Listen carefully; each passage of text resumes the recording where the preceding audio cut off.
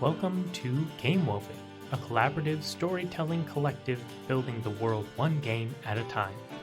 This week, we will be playing Hearts of Magic, Threads Untangled by Erica Scheffer. If you like what we're doing here, you can follow us on Twitter at GameWoven, where you can join our Discord. And check out our Patreon at patreon.com/GameWoven.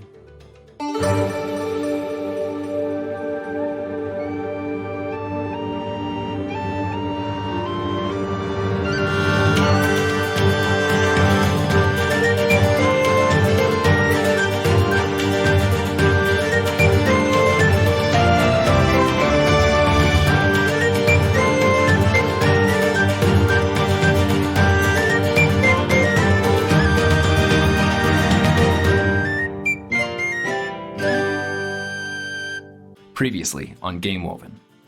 During the 2-year absence of Queens Blythe and Irene, the Undying Empire has moved into the kingdoms of Ernette and Shaumere.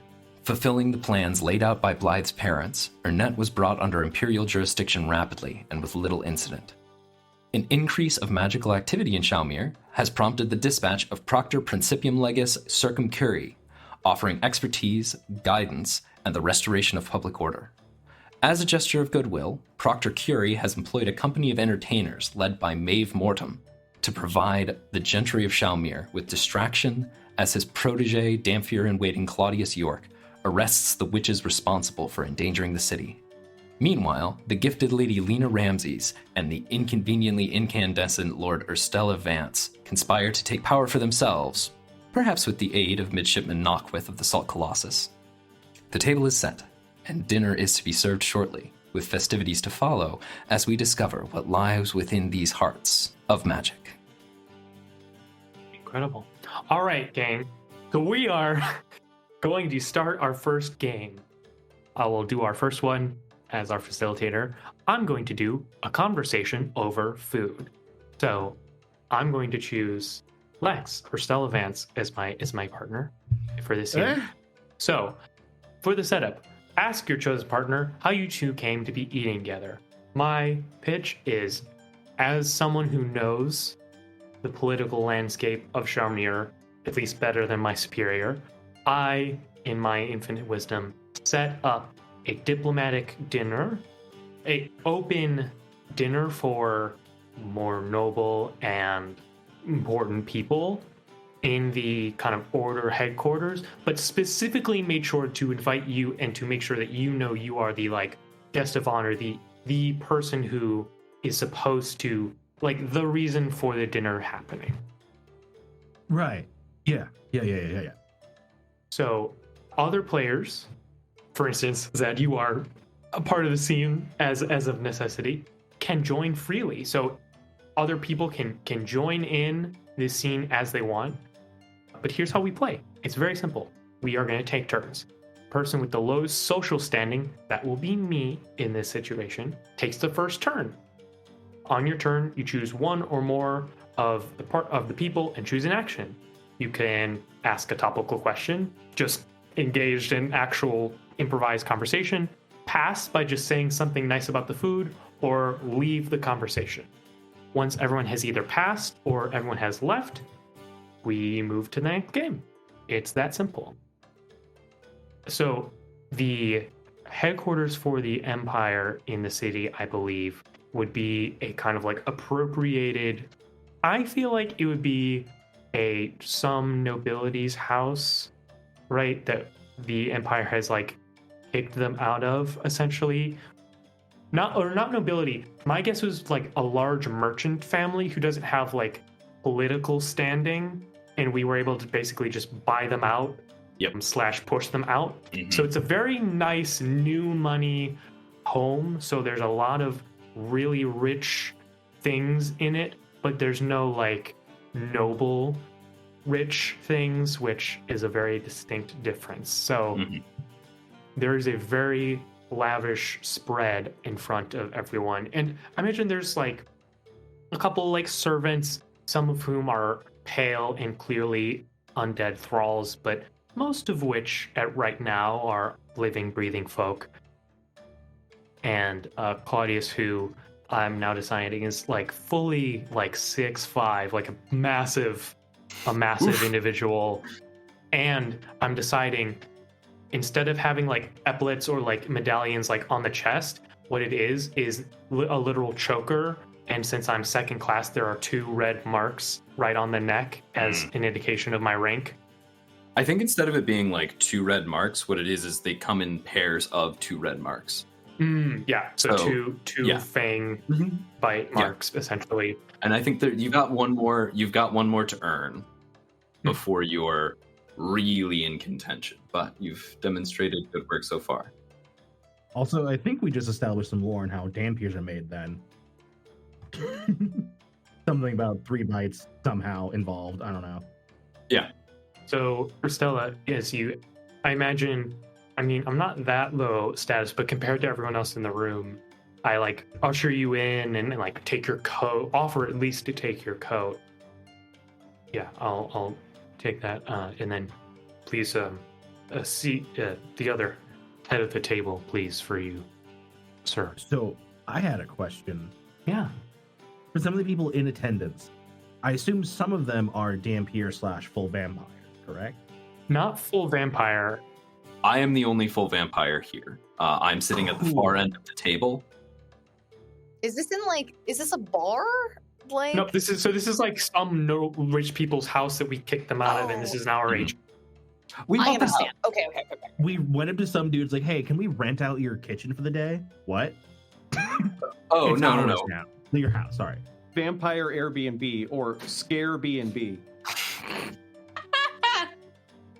I was confused by the fact that it's over food, so it's not not in like a casual atmosphere though. Like it wouldn't be like a people go. No, this is like a formal dinner. Okay, so the reason I was asking about the vampire thing, because I didn't even plan this literally just occurred to me. I radiate sun magic. Yeah. And we gotta figure out what that does. Hey man, if you play that angle of you can't have shadows without light, that could be quite the vibe for you and like your people, like your little spy guys. I like the idea that, first of all, not only are you now at the other end of the table for like status reasons, but for very practical, physical reasons. And so I think what I want to do is have the sun thing be a secret, and I'm going to spend the rest of the night trying to get closer to Circum, just to see what happens. Okay. All right. Well, we'll get to that. I will start us off. So, I haven't been in Shaumere for too long. I haven't been gone for that long either, but it's good to be back. How have things been without the Queen, Lord Vance? Yeah, it's Lord Vance. Yeah, thanks. Yes. My apologies. But also, Lord Vance is my father. You can call me just Lord Vance still, probably. I don't. Yes. Yes, Lord Vance. Yeah, that's probably the right thing to do, huh? The maintenance of propriety is something that we value in subjects of the Undying Empire. Glad to see that the tradition is alive and well in these parts of the world. I lean over to Claudius and go, what does propriety mean? The whole Lord versus her thing. Gotcha. Yep. Lex, are you taking your turn now? Do you guys eat food that's not a guy? Claudius stifles a small laugh. I pride myself on having a very refined and yet diverse palate. I can't say that I've necessarily had a meal that was just a guy in quite some time. There's been the occasional scoundrel. Perhaps even I've made a treat of a lord or two in a time like this. Yeah, we've all been there. Yeah, he smiles and like his fangs are shining over his lips as he raises his goblet of his gold goblet to his mouth. And to your, we've all been there. He sort of lifts the cup slightly and raises his eyebrows. He Ursula leans over Claudius and very loud. He's like, "We're talking about sex, right?" Oh, gotcha. Yeah. Yeah, we've all been there. Anyway, Speaking of your social schedule, we have made an affordance and taken on quite the skilled troupe of actors and entertainers. Have you... Excuse me. Have you perhaps enjoyed any of their work or any of their comforts? oh, I do plan on just visiting. You okay? Do you have a cough? I mean, the salty air it doesn't agree with everyone. Yeah, how are you liking it here, with being so close to the ocean and everything? I find that the ocean is quite lovely, especially by moonlight. Ah, yes. We love the moon here. Yeah. It is at this moment the door gets kicked open violently. Say it. Some salt. Say the line. And in walks Knockwith. This is when we find out, due to some fun camera work, that this is the meeting that he interrupted. As he bounces in and shouts, "Who wants salted meats?" I look over at Circum's, raise a glass, look at him. You know what's up. And now Claudius leans over to Lord Vance. Now, are we still talking about sex? I don't care, man. Drugs. I I'll step up to kind of. Can I be of service? Yeah, I was hoping that I could speak to Lord Vance, perhaps Lady Ramses? Hey, Lena's been sitting over in the corner, just rolling her eyes every time Circumference speaks. Hey, Lord Cure, it was really nice to meet you, but I also want to meet this guy. So, do you care if I bounce early? Oh, you are under no compulsion to maintain my company as of yet. Yo, I don't know what compulsion means, but I appreciate it. Of course. If you do have the opportunity, Miss Mortem, one of our performers we have on retainer, she is rather diverting. You ought to stop by and see her sometime. Whatever diverting means. She's hot and also really talented. I think you would really enjoy her show. Wait a second, hot? Hey, Yeah. Mr. Knockwith, which I don't even know if your character introduced himself yet, but Vance does know your name, whether you introduce yourself or not. That's his power. No, he steps outside with you, and I think for the scene, the second he's out of earshot of Circum, he straightens his glasses, dumps out the wine goblet, and We love this. Yes! We love this for Stella. I'm obsessed. This is great. you came at a rather inopportune time. I did not expect to see him here. And we're gonna cut that scene off there because we are not playing. We are playing a conversation over food, but I know. we can get there. So, I think with how things are loosey goosey, we're gonna say it's Lena, your go. Since Lena is looking to make friends and allies, and we have someone who seems to also be looking to make some friends and allies of magical persuasion, who's a performer. Hey, babe, how would you like to have a dance? Oh. Incredible. So to be clear, I meant your turn in our conversation over food. Because you were never there. mind. We can come I'm back super to the down for a dance, though. We will get there. I promise. Yes. I promise. I mean, hey, it could be the same event. That's it's true. I mean, like, you could have been like, on retainer, she's arriving soon. You're Is not this whole wrong. thing just going to be True. one party? Oh, I love this. Anyways, There's people going in and out of the. I'd be fine Yeah. with that, but also, That makes sense as an establishing thing, too, of us all moving in and out of the same scene. Like, Yes. I would say what is nice though is that we can play multiple games in this one party, and that is great. we can pull stuff for flashbacks as well. Like, hey, this game is taking place before Totally. or afterwards, but like having this event be the linchpin of the operation is fun. Yep. But right now our camera is focused on this food, this conversation.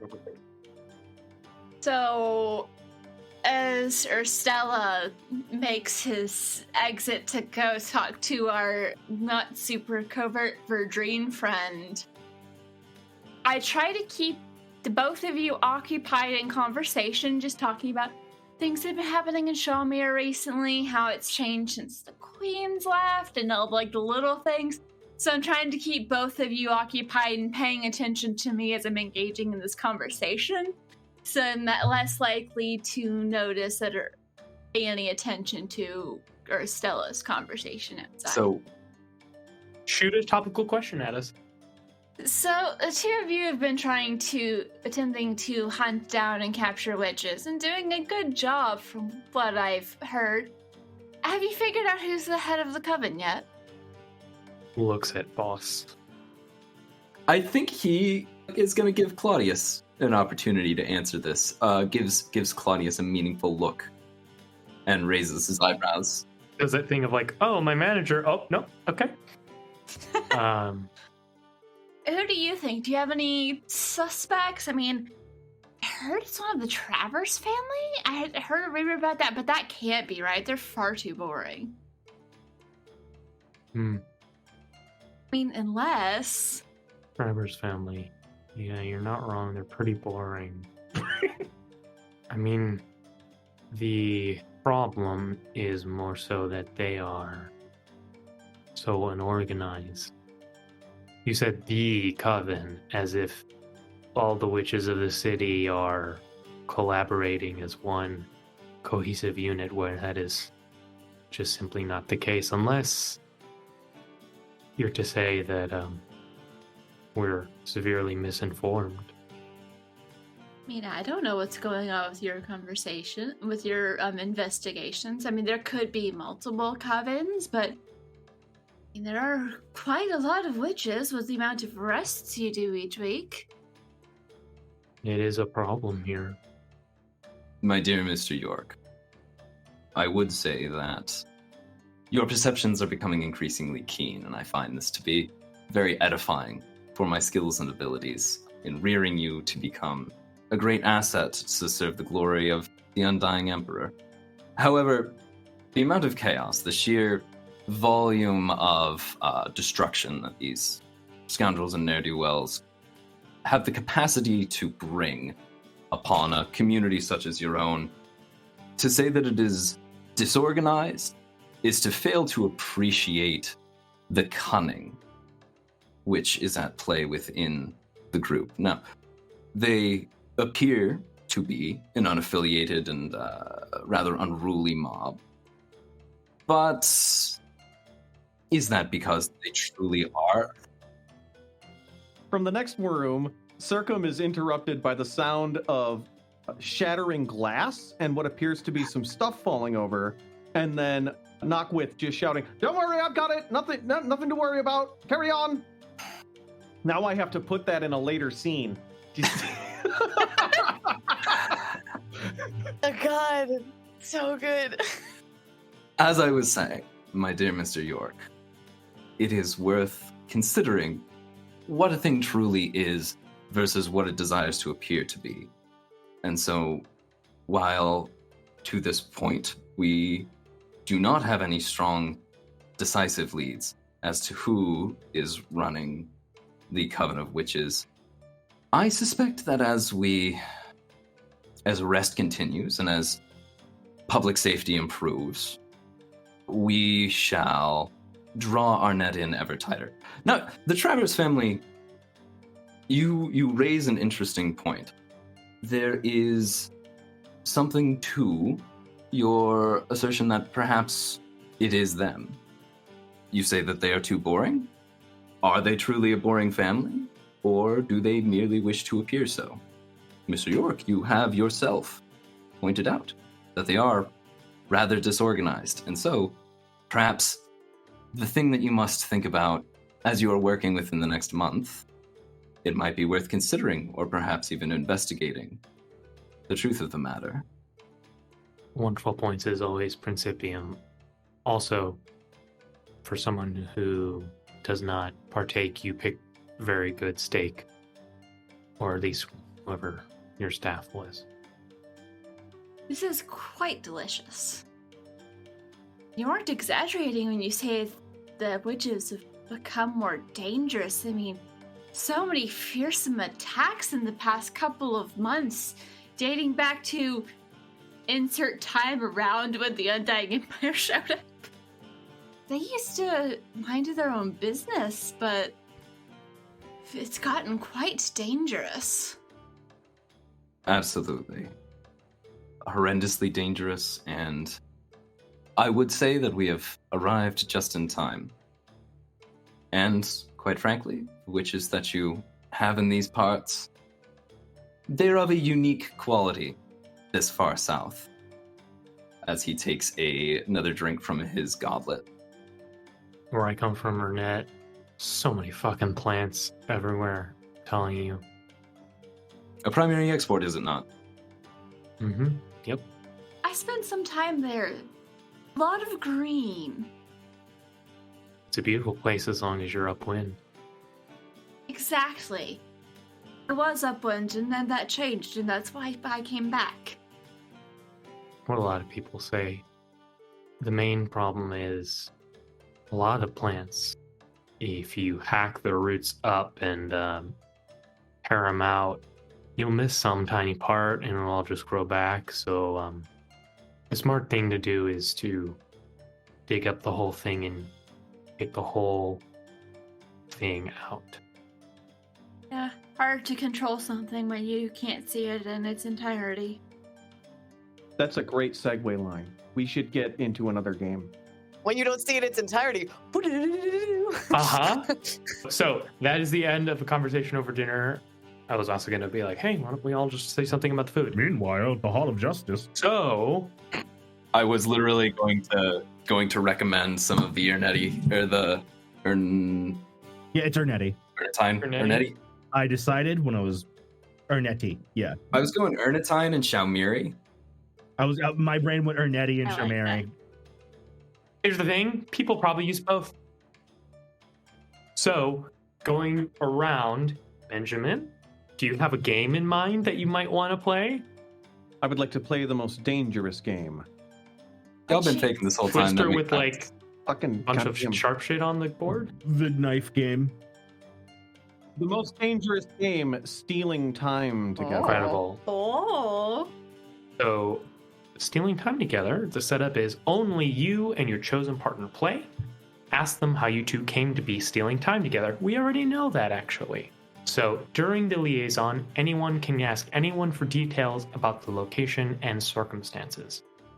Conducting the liaison. Converse as you like, naturally. During the conversation, either of you may, whenever you like, begin an exchange by making an advance.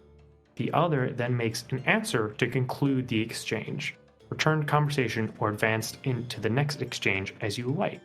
So essentially, you can make some kind of proposal or move. This is the romance one. I don't know if you did that on purpose. No. Don't. So Lex, I'm gonna make this weird, but not in the way you think. In a nutshell. I've heard that so many times in my life. Before you begin the liaison, it may be also important to discuss as a group what sort of scene you're comfortable with.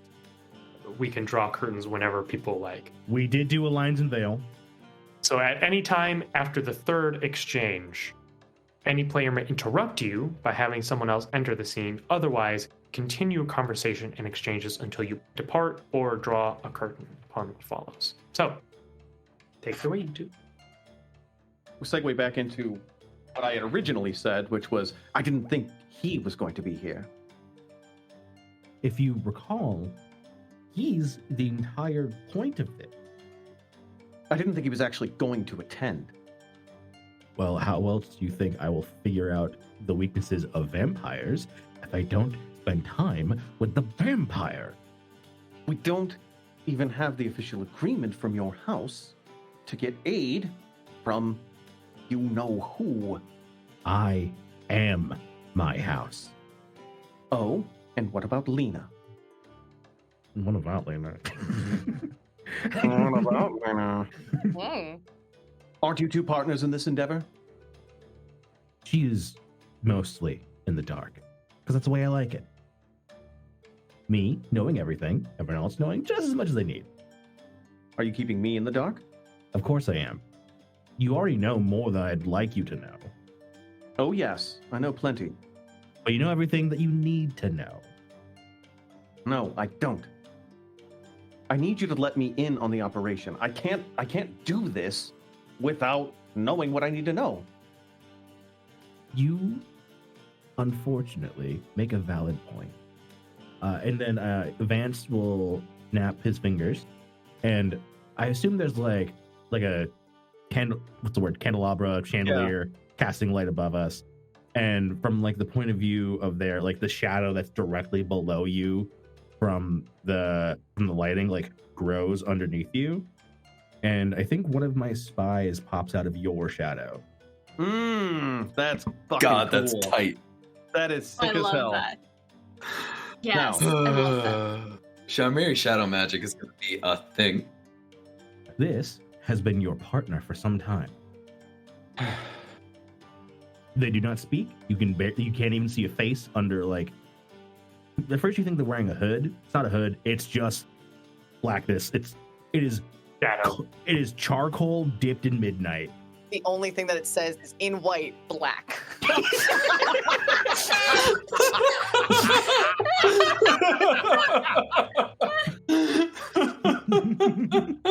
That was a visual joke. Lex is wearing a black shirt that says in white text just the word black.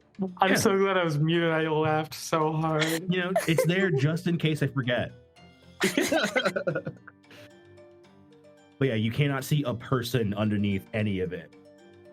It's alive? Is it? Oh, she very much is, yes. Hmm. As far as you need to concern, her name is Luna. Really? Luna? It's fake. Shut up. You couldn't have picked something more ostentatious? They're all Luna. They're all. Oh no, this is terrible. It just means I don't have to worry when they die. Just absolute lack of style with you. You're the noble? Yes. All right. Anyway, I suppose you know why I'm here. Would you kindly dismiss Luna for me? Oh, I was hoping she could take us somewhere slightly more private. It's fine in here. I'll make it quick. All right. And wave of a hand, and Luna just kind of vanishes into your shadow again. It is at this point that Knockwith goes to actually loosen his vestments. May I? I mean, like the whole like sex fiend thing, that is for show. I'm not really. Come on. You may, but only for a moment. It's all it takes. And he undoes his vest, and his vines start to come out from his shoulder, and they're kind of seaweedy, still even looking a little damp from the sea air since he just came off the ship. And as he's sort of unfurling them, he knocks over a tea set on a table, and it makes a big clattering sound. And then he shouts, "It's all good, I've got it, don't worry, carry on." And then the vines start inching towards Vance's wrists. May I? If you must. And like looks grossed out, but then lets you do whatever the fuck you're about to do. So they actually wrap all the way up to Vance's like elbows. It's kind of gnar. It's a little gnar.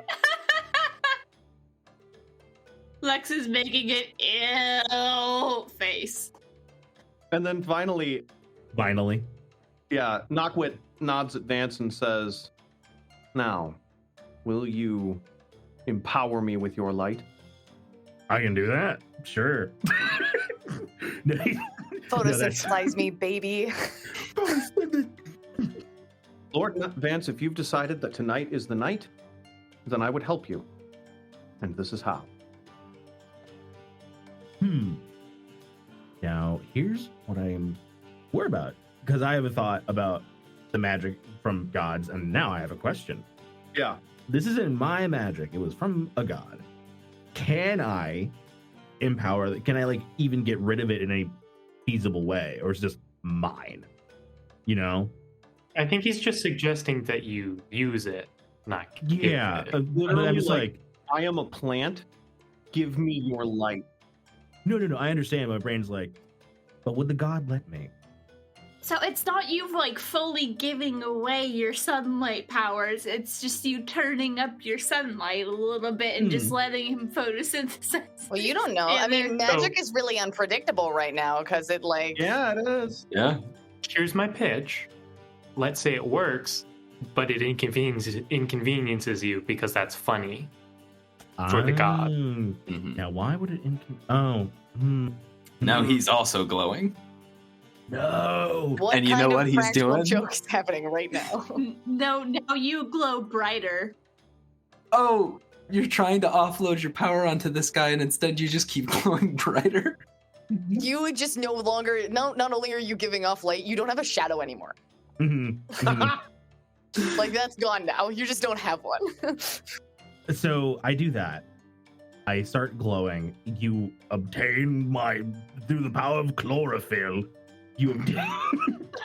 That's the name of the episode. I think my skin gets a little greener, and like I kind of like twitch my shoulders a little bit in like a weird way, and then I'm like, Stop moving. I don't like it. That's gross. This Stop hurts, it. this hurts, and then 2 more shoulder vines pop out. Oh. Ew. Yeah, Vance just like, I don't like anything about this. Nothing's good. That is our third advance and a response. Okay. So at this point, we can either. I do have a question before we end the scene. So when my shadow disappears, I think one of 2 things happen. Either when my shadow vanishes, one of my spies gets kicked out, or he doesn't get kicked out, and I don't know what happens to them. That sounds more interesting. Yeah. We don't know where that Luna is. Yeah, just like, well, That maybe was they're, the creation of the shadow dimension. maybe they're stuck until I have a shadow again. Maybe they're dead. I don't know. Pop up on a bridge.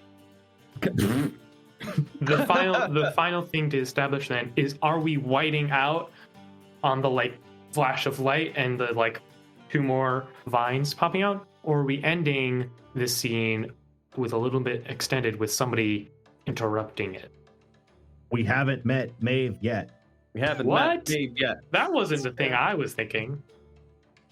If I could set the scene for this, we get that moment, the shadow like shriveling up into Kristella's body as this like power kind of courses through and up the vines into Knockwith, and then like those 2 new kelp strands pop out, and at that point from elsewhere in the house, a cheer comes up as the MC that they've got going in the other room gives the announcement that people have been waiting for all night and says, "And now we would like to graciously thank our hosts and give glory to the Undying Emperor as we welcome to the stage Maeve Mortem." And there is a cheer as like the camera kind of like tracks down the hall into the performance area. Sorry, in my head, I heard the John Cena theme.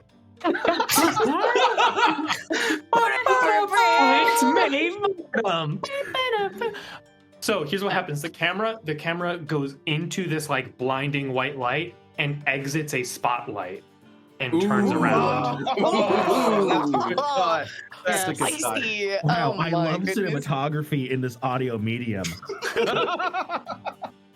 If Maeve wants to be the one that initiates that dance, that can still be set as my scene. But just because, like, within the setting of the situation. Yeah, Maeve, I want you to get to just set the scene, describe it and then when we actually do the setup for the dance, Brianna, you can take kind of the lead on those questions. But what does it look like? What does Maeve Mortem coming to the stage look like?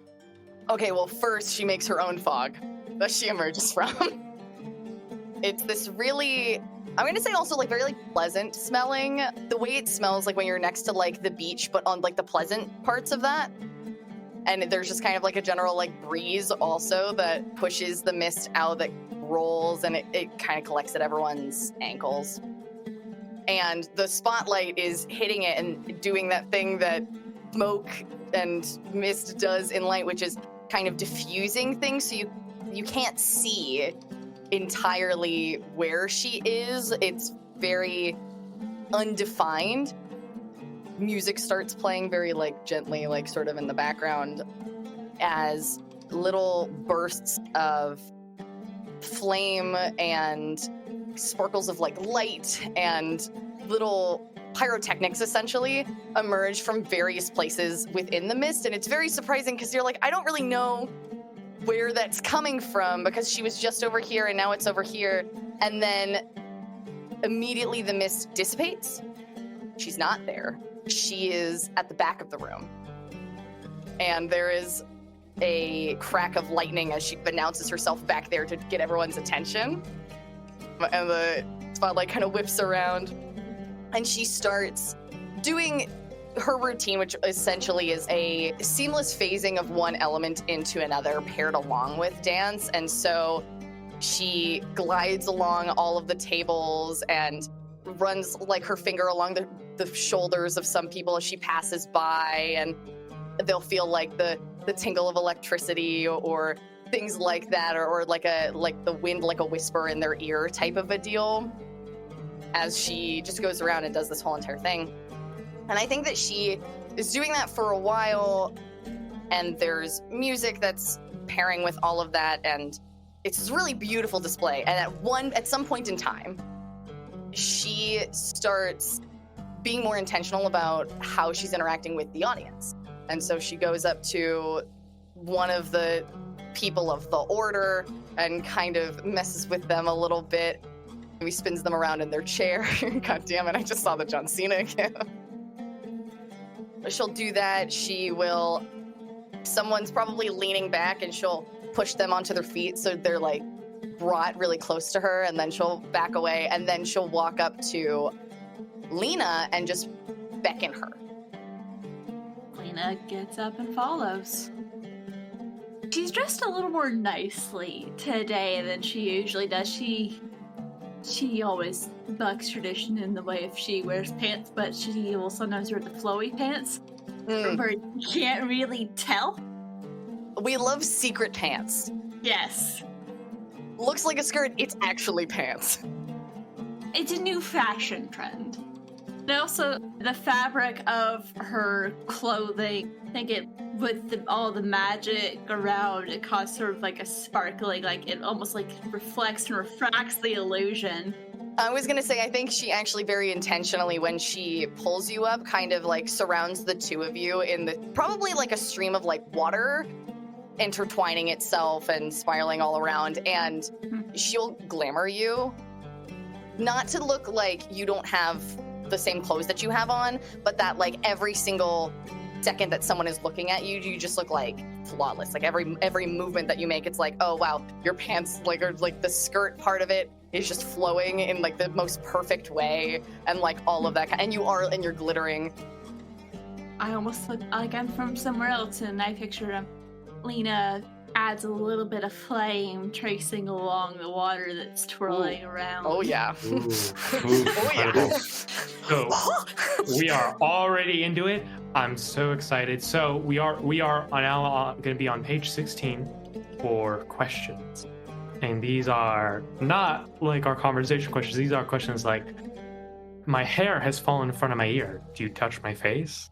I lose my place in the dance. Do you let me stumble, or do you draw me back into place? So each of you get 2 questions, and you will ask one question. The person will respond. You can role play that out however you feel it, and then the next person will ask a question. So since you were the one that wanted to do the dance, why don't you... So the worst dancer asks the first question. So which of you two, of the two of you, are the worst dancer of your characters? Depends on the kind of dance, probably. She's like, I can tap dance real well.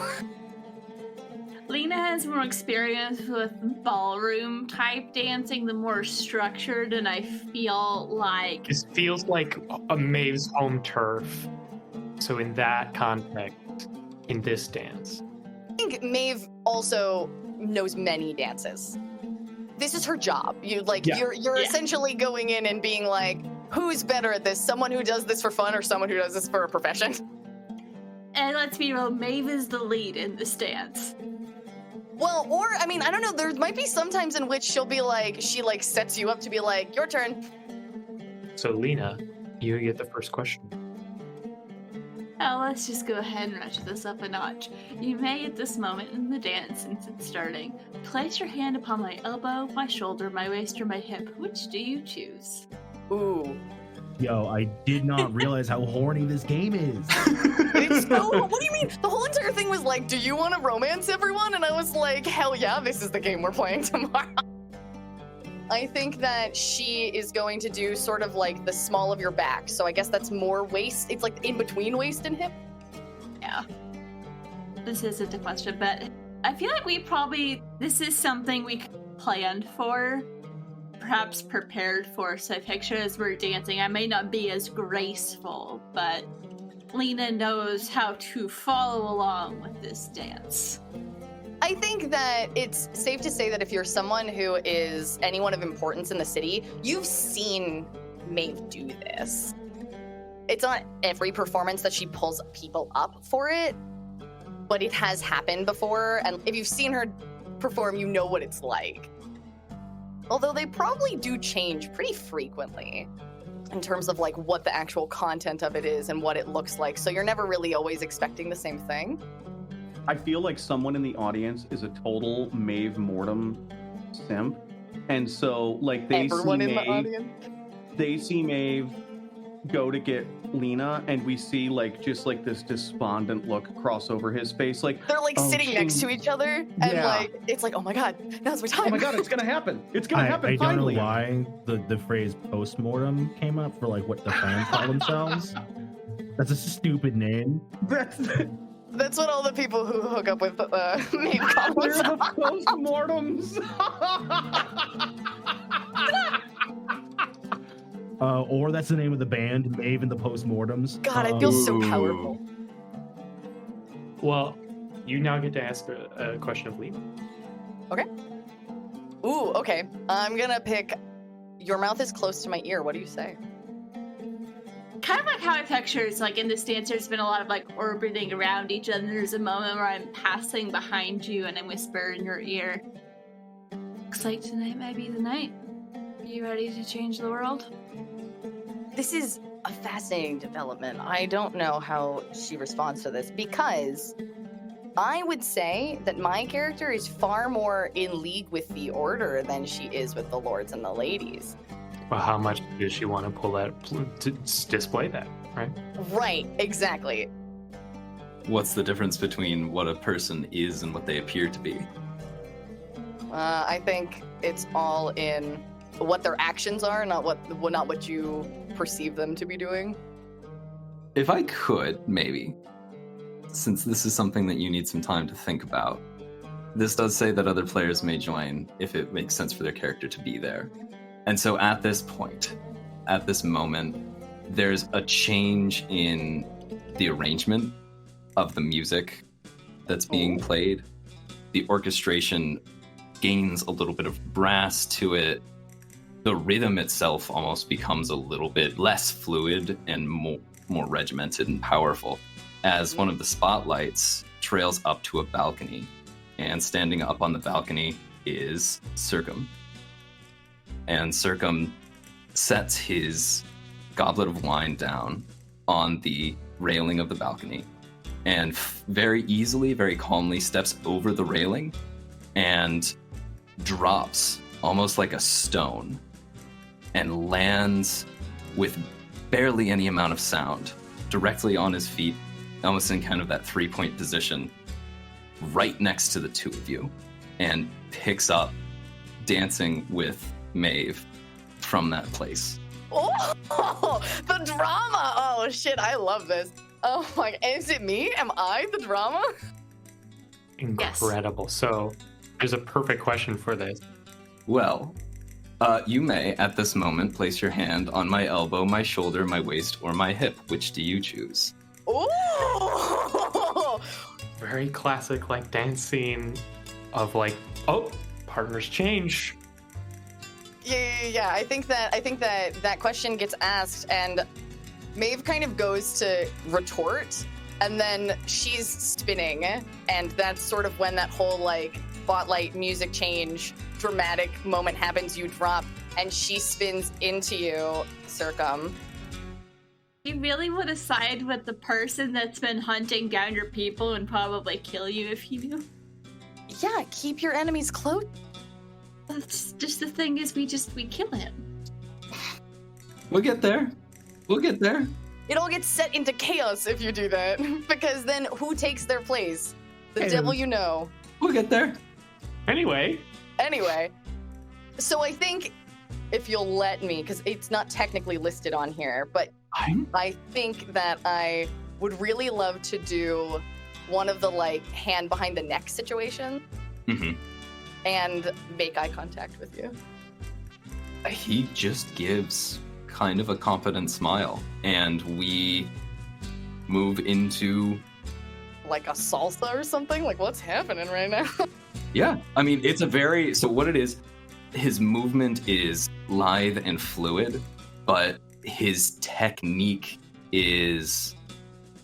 we've made John Cena comparisons. If you think about the difference between John Cena and CM Punk, CM Punk's style is he's engaging to watch because he is all passion, he is all heart, he is scrappy as hell, whereas John Cena is straight to the point of being inflexible. His technique is very precise, very clean, extremely by the book. The man's a former Marine, and like this is a person who read the entire book of, like, this is how you do a salsa dance, and does it exactly the way that it's done in the book. By the letter instead of like with rules the as feeling. written. Yeah. His movements are extremely fluid. He flows very well from one step to the next, to the next, to the next. And every single step out of it is from a textbook. There's no hips to it at all. Absolutely. No, it's the exact appropriate amount of hip is the thing. Is that church hip. It's like an uncanny valley almost. Like, if you know. I think that if you don't know, you're like, wow, what a good dancer. But if you know, you're like, there's a little something there. These are not artistic choices. These are calculated. And he is leading. You are following. Oh. And I'll say Lena did step back and, like, allow this when she realized he was cutting in, but it's a very calculated anger. Get ready for the cutback. Y'all still have you guys still have questions, but it is your question, Maeve. This is interesting. Okay, so I think at first, because of the style of the dance, Maeve is just like, all right, cool, I'm on board, like, this is happening, whatever. But also, I think that Maeve probably knows more about Circum than Circum does about Maeve. He very much so is someone who is the leader of this organization, or very important in this organization, that she's actively trying to undo. And so knowing the things about him and, like, the way he ticks, as much as she could observe, is something that I think would be very key. She would be very keyed into here. And I think that one of the biggest things is that no one ever has a backbone with this man. Everyone is always like, yes, sir. Okay, we'll get this done. Thank you. Like, whatever. And, like, very terrified the second that he comes into a room. So I think that she will kick the floor twice at one point. She'll do, like, a little, like, and the music will change again. And she will... This band rules. Dude, yeah. For sure. I think that these are, like, her people. She knows, this is the people that she travels with. They know how she is. They're like, we're good. They have hand signals. Like the They have hand postmortems. signals and stuff. Yeah. And like, you know, there's probably a little magic involved too. When this lights up, do this thing. And so she's tapped into that or whatever for magic reason. And so I think that she is going to start leading this next dance that you may or may not know. I think that there is some kind of a dance that is, you can only learn so much about it in a textbook. And I think that was a very intentional choice of hers. Like it's a very like a Shaumere dance that he would have no way to know. Exactly. It's something that it's like, yeah. That's like a folk dance in the terms of like, this is the dance of the people here that were like here before the Empire came in. Something that wouldn't be in a book. Like we only do this dance on like festivals of the moon, and only like the covens do it. Yeah, I think that there is probably some kind of scholarly text that mentions it for 2 sentences. You might know what it is, but you don't know how it goes. And so you kind of really have no choice but to either leave or follow. I have a true story that links back to this, a real thing that happened. Has anyone ever heard about the tune Finlandia? So Finlandia, during the Finnish Revolution, was essentially a banned song because the rebels would sing it to each other, and Finnish composers would like slip the theme into their music to show that they were supporters of the revolution. And so like the government tried to ban this song. What if this is a banned dance? Variation. Like banned by the Shaumere aristocracy. What if for whatever reason the current hegemony has agreed to not let people do this dance for fear that it's too nationalistic, it's too folk. If the peasants do this dance, then by God, the next thing they're going to do is burn down the palace. But here's the thing too, if you deny this dance, then it's also a very active, like you are very actively spitting in the face of the culture of the people here. Oh yeah. Check mate. This has been banned since probably Irene's parents were in power before they passed. So like 10 years. I think that it kind of makes sense for it to be older and have been gone for a much longer time, because I like that. If you know, then you're like, oh my God, like this is huge right now because this shit is my jam. Yeah. And it's also like the Undying Empire and their relation to the force that they literally unseated to come in here of like... Is in the process of unseating, yeah. Are you going to let old law dictate what you do? Are you so afraid of these peasants that they can't do their dance? Hey, as a black individual, this hit hard, and I love this. So we have this incredibly politically loaded moment. Yeah, and it's in a dance. Oh, it's so good. God, it's so... Your move, cop man. And the question I asked specifically, to reiterate, the question I asked was, something about me catches your eye and your look lingers. What is it? What catches my eye is that this is completely unexpected and utterly foreign. I have no concept, I have no context for what the fuck you're doing right now. And I think it, like short circuits you? Yeah, and I think he just follows. The lack of understanding and the lack of familiarity, because he's read all the books. He understands all of the official sources, and this is supposed to be his power play, and you have broken out something that he cannot have any direct knowledge of, because 2 years ago, he was somewhere else entirely, and nobody's been doing this in public for the last 10, 15 years. And so I think the thing that he notices is like, this is new information. And I think the thing that you notice in return is a hint of fear that is immediately papered over by the resolve of confidence. And the posture that he takes, which is, I think that there's a few steps where he is truly following as he observes the dance that you're doing and catches into the rhythm of it. And then I think in that moment, she would whisper to you, she would look up at you, and she would say, since the time you entered into undeath, when was the last time you felt truly alive?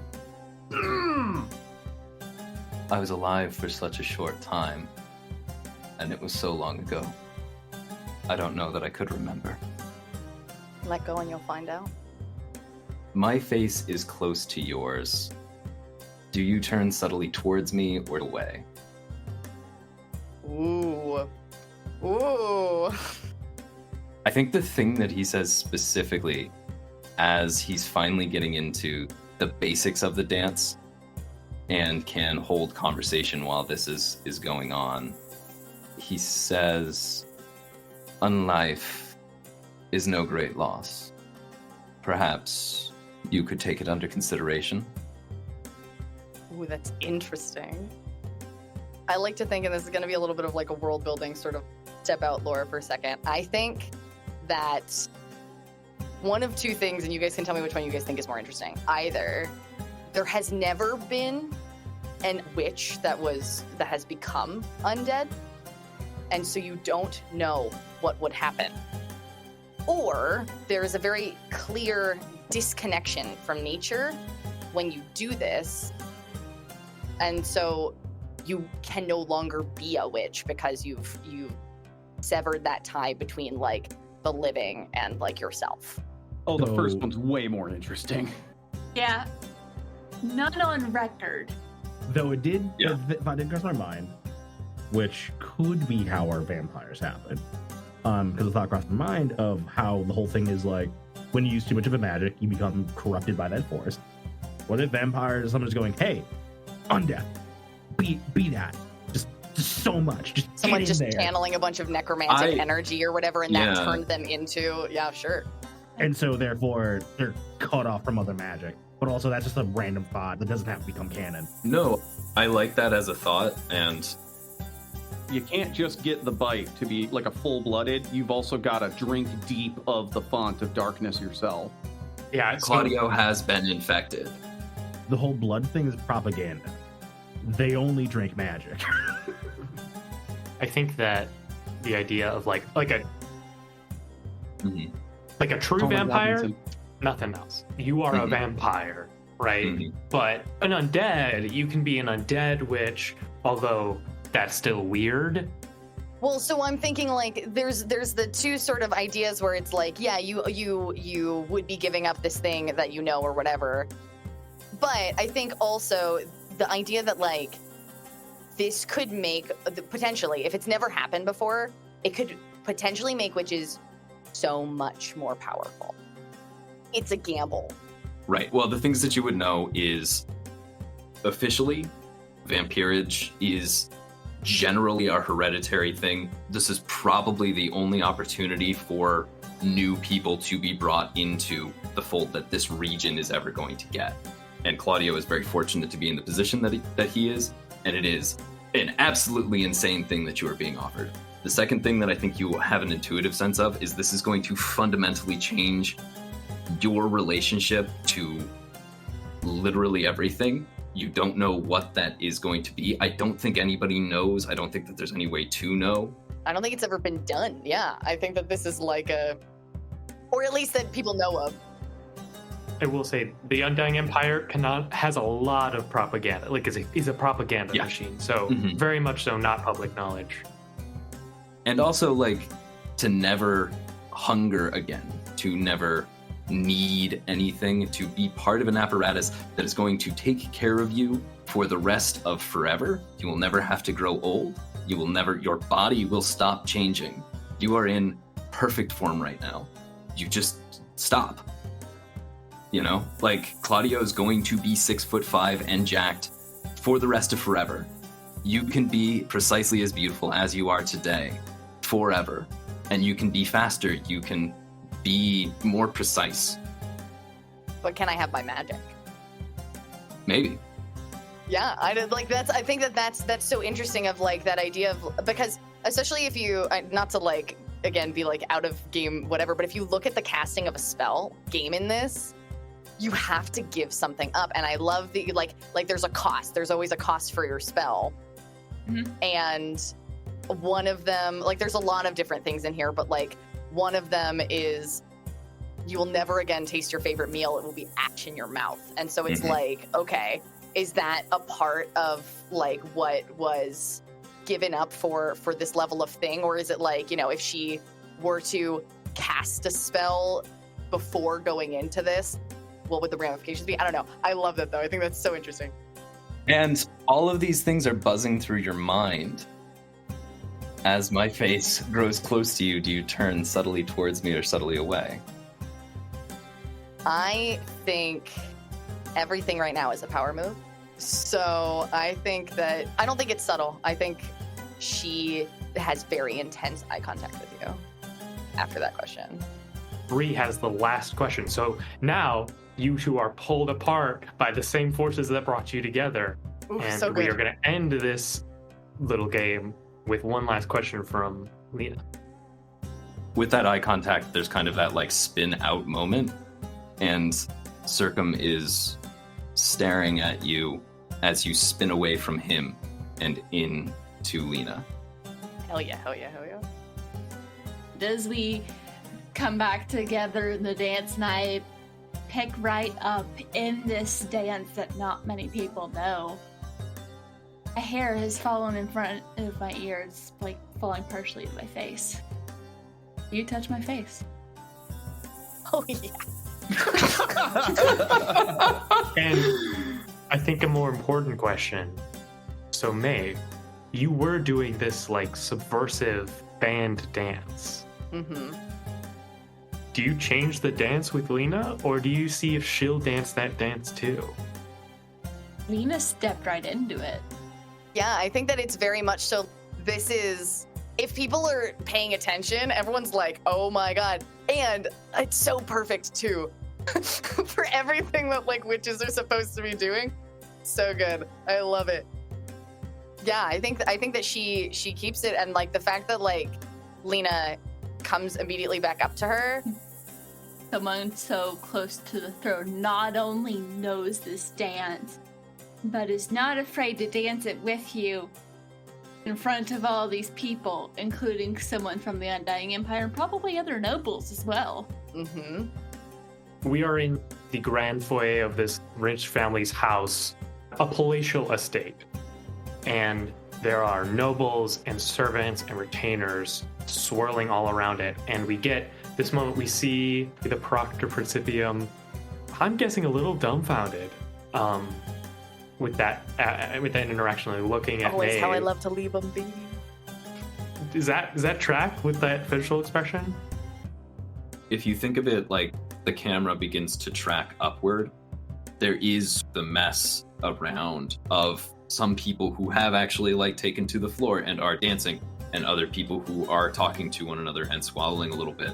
And there is this passionate whirling of water and fire and skirts and the pants, and just like this glittery ball of activity that is Lena and Maeve. And then just this starkly black dot, stock still, the only solid point in the entire room, and that is Circum looking at Maeve. Not Lena, just at Maeve. Maeve does her whole little like comes back to what she's doing, takes Lena back in stride, and is still leading this dance. Yeah. And her hair falls in front of her ear, you know, whatever. I think that Maeve has that second where she takes her hand and kind of brushes it away from her face, tucks it behind her ear, and like trails along like her jaw a little bit. And then I think there is a flash of mist and everything goes dark. And the song stops playing. And Maeve's gone. The lights go down. A mist spreads out. Except, you made a comment about whether or not people are looking. On the other end of the room, Claudius has made a point of making sure that this has been seen. And in fact, as the lights go down, we see two illuminated figures, the only visible figures in the room, who Claudius has just happened to lead into the ballroom just in time to see these two dances. And then, from somewhere, we hear the sound of a knife being drawn from its sheath. And we'll have to come back to who drew that knife and where it's going next Who drew time that knife? on Game Woven. Was it Claudio? Was it Lena? Was it the 1997 Denver Broncos? Find out next time on Hearts of Magic Z.